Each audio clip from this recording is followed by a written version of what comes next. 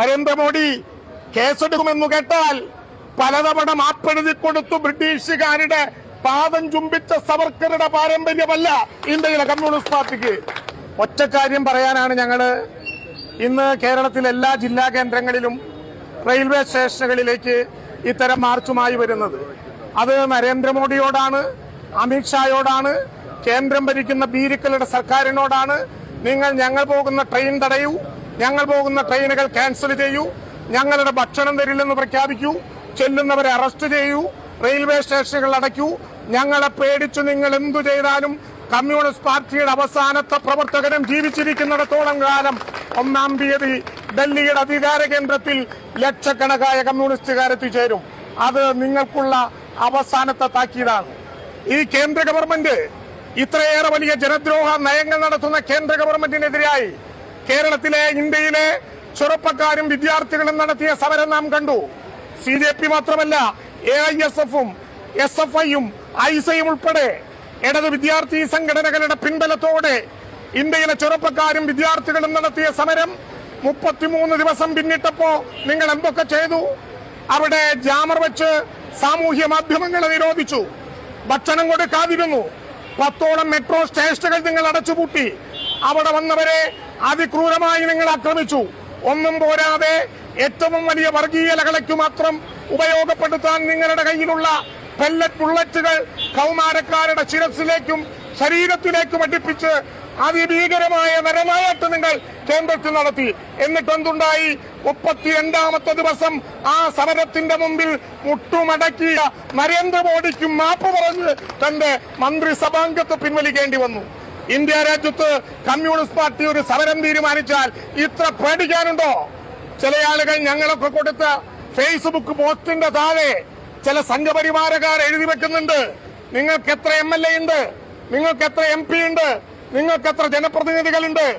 അവരോട് ഞങ്ങൾ പറയട്ടെ, അങ്ങനെ നിങ്ങളുടെ പണാധിപത്യത്തിനും മതാധിപത്യത്തിനും പിന്നിൽ പാർലമെന്റുകളിൽ പിന്നോട്ടു പോകേണ്ടി വന്നിട്ടുണ്ടെങ്കിൽ ഇരമ്പിയാർക്കുന്ന ഇന്ത്യൻ തൊഴിലാളി വർഗത്തിന്റെ സംഘബോധത്തിന്റെ ചെങ്കൊടി ഞങ്ങളുടെ കയ്യിലുള്ളത് കൊണ്ടാണ് അമിത്ഷാ ഇതിനെ പേടിക്കുന്നത്, നരേന്ദ്രമോദി ഇതിനെ പേടിക്കുന്നത്. കേരളത്തിൽ നിന്ന് ഞങ്ങൾക്ക് അനുവദിച്ച, പണം കൊടുത്തനുവദിച്ച ട്രെയിൻ, തമിഴ്നാട്ടിലേക്ക് അനുവദിച്ച 2 ട്രെയിനുകൾ, ആന്ധ്രയിൽ നിന്ന് അനുവദിച്ച ഒരു ട്രെയിൻ, തെലങ്കാനയിൽ നിന്ന് അനുവദിച്ച ഒരു ട്രെയിൻ പണം കൊടുത്ത് ബുക്ക് ചെയ്തതാണ് യാത്രാ സൗകര്യത്തിനു വേണ്ടി. എന്തിനാണ് നിങ്ങൾ ഈ ട്രെയിനുകൾ ക്യാൻസൽ ചെയ്തത്?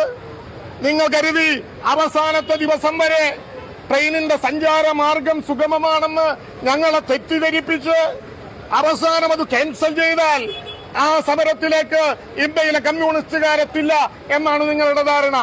അമിത്ഷാ, നരേന്ദ്രമോദി നിങ്ങളുടെ കൂട്ടുകെട്ട് ജീവിക്കുന്നത് വിഡ്ഢികളുടെ സ്വർഗത്തിലാണ്. ഇന്ത്യ രാജ്യത്തെ കമ്മ്യൂണിസ്റ്റുകാരെ നിരോധനം കൊണ്ടും തടസ്സപ്പെടുത്തൽ കൊണ്ടും തടയാൻ ശ്രമിക്കുകയാണ്. നരേന്ദ്രമോദിയുടെ ഭരണകൂടം വെടിക്കെട്ടുകാരന്റെ വീട്ടിലെ കുട്ടിയെ ഉടുക്കുകൊട്ടി പേടിപ്പിക്കാൻ നോക്കുകയാണ്.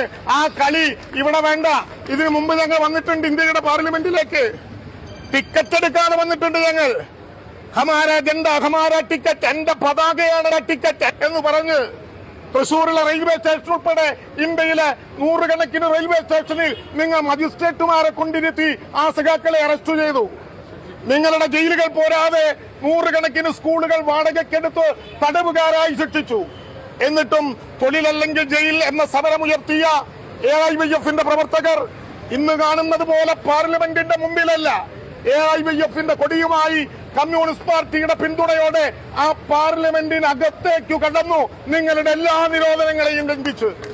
ഇന്ത്യയുടെ ഔദ്യോഗിക പ്രക്ഷേപണ കേന്ദ്രമായ AIR ഉൾപ്പെടെ പിടിച്ചെടുത്ത സമരത്തിന് നേതൃത്വം നൽകിയ യുവജന പ്രസ്ഥാനത്തിന്റെ പേര് AIYF എന്നും വിദ്യാർത്ഥി പ്രസ്ഥാനത്തിന്റെ പേര് AISF എന്നും അതിനെ നയിച്ച രാഷ്ട്രീയ പ്രസ്ഥാനത്തിന്റെ പേര് കമ്മ്യൂണിസ്റ്റ് പാർട്ടിയാണെന്നുമുള്ള ചരിത്രം പഠിക്കുന്നത് നരേന്ദ്രമോദിയുടെ ഗവൺമെന്റിന് നന്നായിരിക്കും.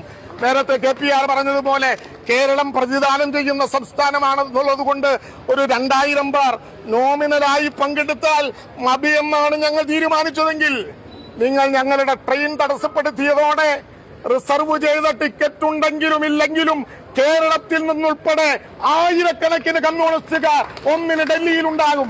നിങ്ങൾക്കെണ്ണാം, എണ്ണി തിട്ടപ്പെടുത്താൻ പറ്റാത്ത ജനക്കൂട്ടമായിരിക്കും അവിടെ എത്തിച്ചേരുന്നത്. പ്രിയപ്പെട്ടവരെ, മാറ്റം അനിവാര്യമാണെന്ന മുദ്രാവാക്യം ഇന്ത്യയിൽ സാധ്യമാക്കാനുള്ള പോരാട്ടത്തിൽ നൂറുകണക്കിന് ധീരരക്തസാക്ഷികളുടെ ചോര കൊടുത്ത് ചുവന്ന കൊടിയുടെ പാരമ്പര്യവുമായി ഞങ്ങൾ വരുന്നു. കേസെടുക്കുമെന്ന് കേട്ടാൽ മുട്ടുകൂട്ടിയിടിച്ച് മുട്ടിലഴഞ്ഞ് ബ്രിട്ടീഷുകാരന്റെ പാദചേവ ചെയ്ത സവർക്കറുടെ പാരമ്പര്യമേ നിങ്ങൾക്കറിയൂ. നിങ്ങൾക്ക് എണ്ണം കൂടുതലായതുകൊണ്ട് 12 നിയമങ്ങളെ 12 മിനിറ്റിൽ പാസാക്കാനുള്ള പിൻബലം പാർലമെന്റിനകത്ത് നിങ്ങൾക്കുണ്ടാകാം. പക്ഷേ ആ പാർലമെന്റിന്റെ പുറത്തുദിച്ചുയർന്ന ചുവപ്പിന്റെ ചെങ്കൊടി പ്രസ്ഥാനത്തെ തകർക്കാൻ നിങ്ങൾക്കാവില്ല എന്ന് സെപ്റ്റംബർ 1 തെളിയിക്കും.